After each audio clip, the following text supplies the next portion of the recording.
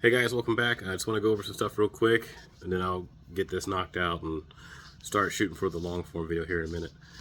But anyway, we got valve covers and we got a lifting eye. Right here, we got this from, I think it was Gearhead Performance, I want to say. I'll put the link in the long form video later. That was $93. I want to say it was like $102 after shipping, which wasn't bad for what it is. If you've ever taken engines out of a car, you usually do it one of two ways.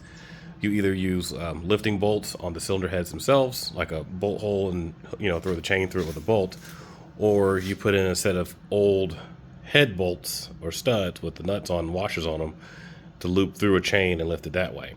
Well, since I had already put the heads on in this engine, I didn't really have that ability, and I don't want to risk picking up all this weight because this is considerably heavier than LS.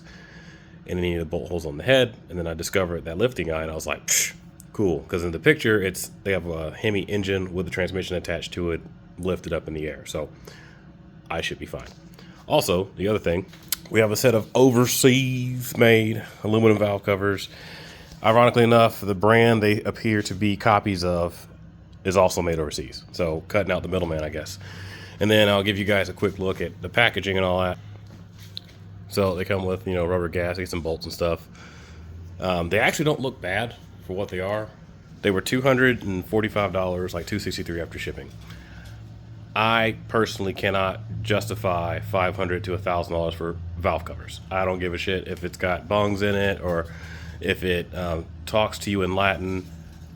Remember the scope of my build, all of the builds, especially with the Durango. I have one objective, which is to build as complete and solid of an overall project as smartly as possible. So nowhere in this build up to this point have I splurged, so to speak, on one huge item. It's either been marketplace or trade or on sale or something to prove a point to all you guys out there who may be contemplating on doing something like this. You don't need to spend stupid amounts of money. And speaking of money, I will go over that later in the long form video. Once I get all this done here in a minute, I'll shoot a long form and we'll go down to the final cost, not intake because I'm using the stock one, but valve cover to oil pan, final price, everything out the door, and a little bit more for the plans for this week. So you guys stay safe, and I'm gonna get back to it.